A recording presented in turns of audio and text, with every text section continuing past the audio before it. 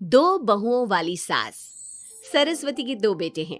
बड़े बेटे राम की शादी रज्जू से हुई है और छोटे बेटे श्याम के लिए लड़की देखने का सिलसिला जारी है। एक दिन रज्जू की माँ का फोन आता है और उसकी सास फोन उठाती है। हेलो, कौन बोल रहा है? दूसरी तरफ फोन पर रज्जू की माँ लीलावती बोलती है। हेलो समधन जी, मैं लीलावती बोल रही हूँ, रज्जू की माँ। अरे नमस्कार समधन जी, कैसी हो? बहुत दिनों के बाद याद किया आज। यहाँ पर तो सब कुछ ठीक है, बस मेरी तबीयत थोड़ी खराब है। अगर बुरा न मानो तो एक बात बोलूं? अरे कैसी बात कर दी आपने समधन जी, आपकी बात का बुरा क्यों मानना, बोलिए बोलिए।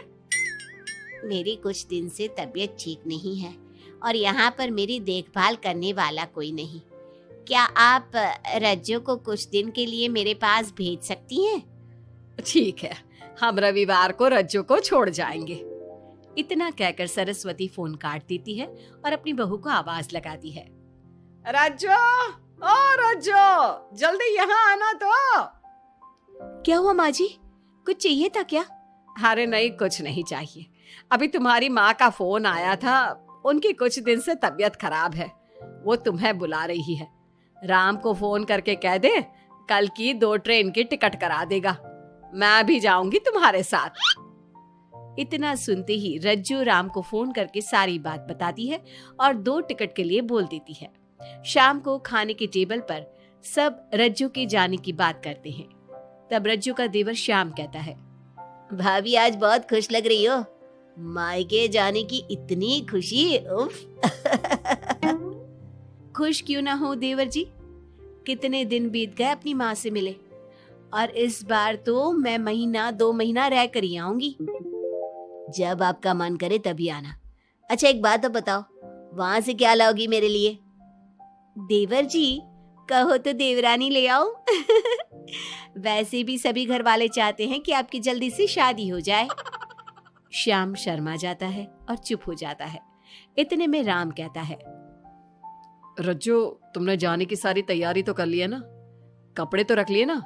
थोड़े गर्म कपड़े भी रख लेना, वहां ठंड होगी, और जल्दी आने की कोशिश करना।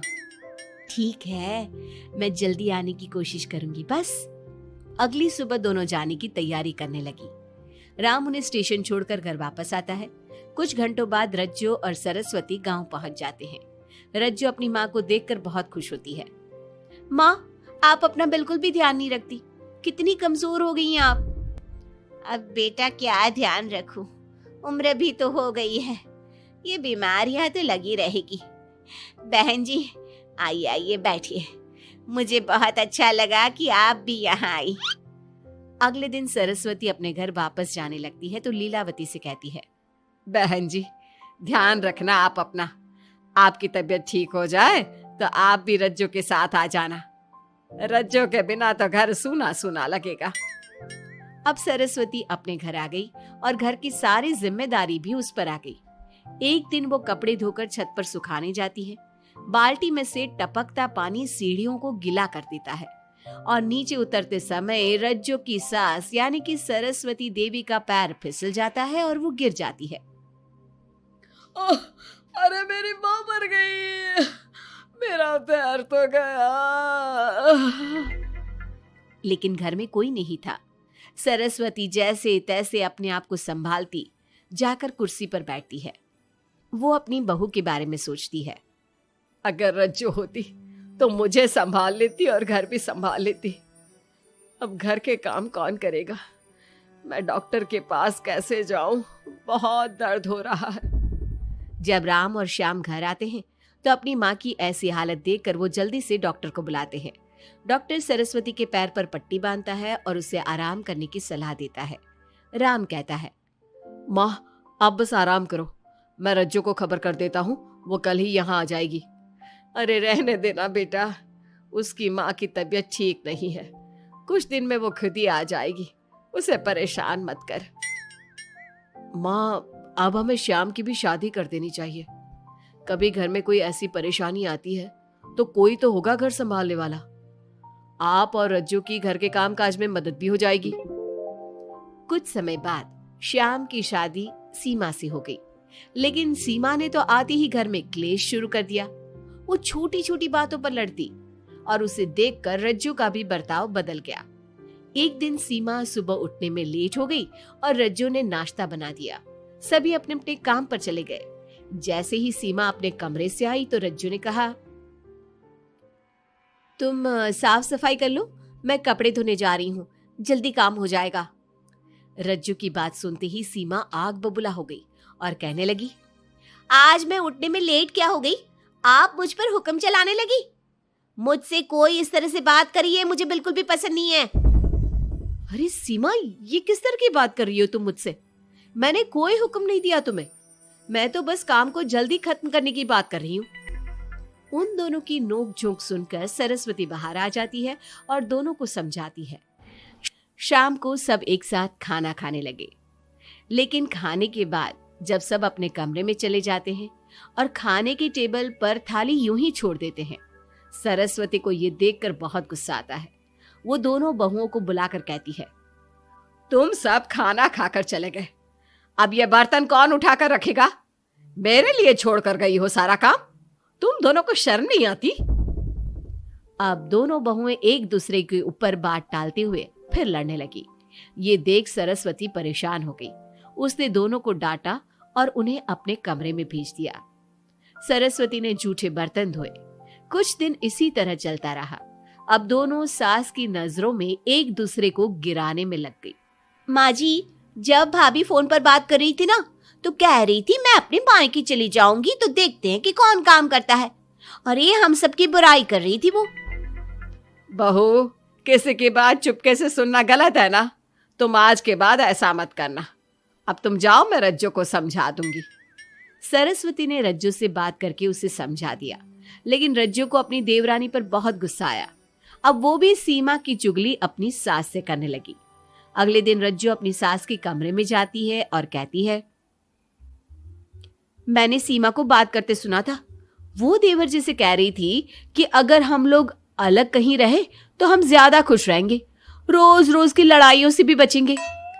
सरस्वती को इस बात पर गुस्सा तो बहुत आया, लेकिन उसने कुछ कहा नहीं।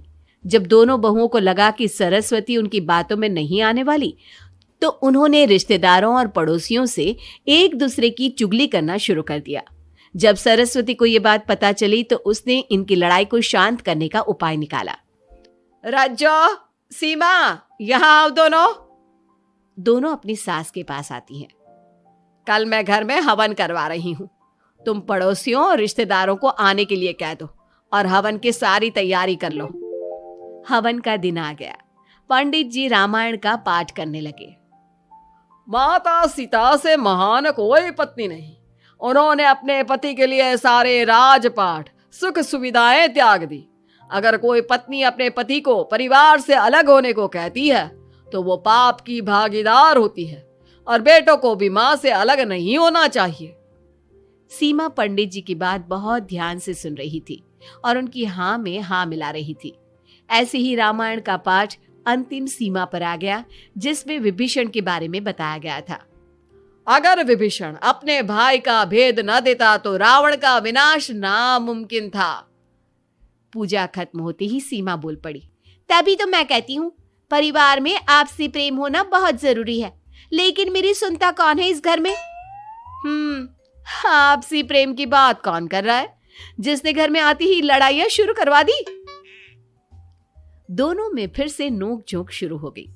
सरस्वती दोनों को चुप कराते हुए बोली, अरे चुप हो जाओ तुम दोनों, पड़ोसी क्या कहेंगे, सब सुन रहे हैं तुम्हारी बातें। तभी उनमें से एक पड़ोसन बोलती है, सरस्वती बहन, क्यों चुप करवा रही हो अपनी बहुओं को? हमें तो इनके बारे में सब कुछ पता है। ये दोनों हमारे घर आकर एक दूसरे की चुगली करती है। तुम्हारे घर की हर छोटी से छोटी चीज पता है हमें। आंटी जी, हमने अपना समझ के आपको कुछ बता दिया तो इसका मतलब ये नहीं कि आप सबके सामने हमारी सास से हमारी शिकायत करेंगी। आप तो सबसे बड़ी चुगलखोर हो। सीमा की बात सुनकर सभी पड़ोसन उन्हें बुरा भला कहने लगी। उनकी बातें सुनकर दोनों बहुएं सबके सामने बहुत शर्मिंदा हुई। जब सब उनके घर चले गए तो सरस्वती ने अपनी बहुओं से कहा, अब तुम दोनों को तो बहुत खुशी होगी कि सारे मोहल्ले की औरतें हमारे ही घर में खड़ी होकर हमें ही सुनाकर चली गई। हमें काफी साल हो गए यहाँ रहते हुए, लेकिन आज तक किसी में भी इतनी हिम्मत नहीं थी कि हमसे ऊंची आवाज में भी बोल पाए। लेकिन आज तुम दोनों की वजह से ये सब हमारी बुराई कर रहे हैं। तुम दोनों ने ये सब अच्छा नहीं किया। सीमा, तुम्हारे इस घर में आने से पहले हम सब बहुत प्यार से रहते थे, लेकिन ये सब लड़ाइयाँ तुम्हारे आने के बाद शुरू हुई है। आज के बाद तुमने घर में किसी से भी झगड़ा किया तो मैं तुम्हें तुम्हारे मायके छोड़ आऊंगा, समझी तुम? ये बात सुनकर सीमा रोने लगी और सबसे माफी मांगने लगी। पंडित जी भी ये सब देख रहे थे। उन्होंने सबको शांत करवाया। कृपया आप सभी शांत हो जाइए, गुस्से से तो बात और बिगड़ जाएगी। अगर आप दोनों बहुएं मिलकर रहती, घर की बात घर में रखती, तो कोई आपसे कुछ कहने की हिम्मत नहीं करता। आज आपको इस बात का एहसास तो हो ही गया होगा। औरत ही तो होती है जो मकान को घर बनाती है। अब भी कुछ नहीं बिगड़ा, आप दोनों प्यार से रहो। आपके पड़ोसी और रिश्तेदार अपने आप चुप हो जाएंगे। पंडित जी की बात दोनों बहुओं की समझ में आ गई। अब दोनों प्यार से रहने लगी। इसी तरह समय बीत गया। अब पड़ोस की औरतें उनके प्यार की मिसालें देने लगी।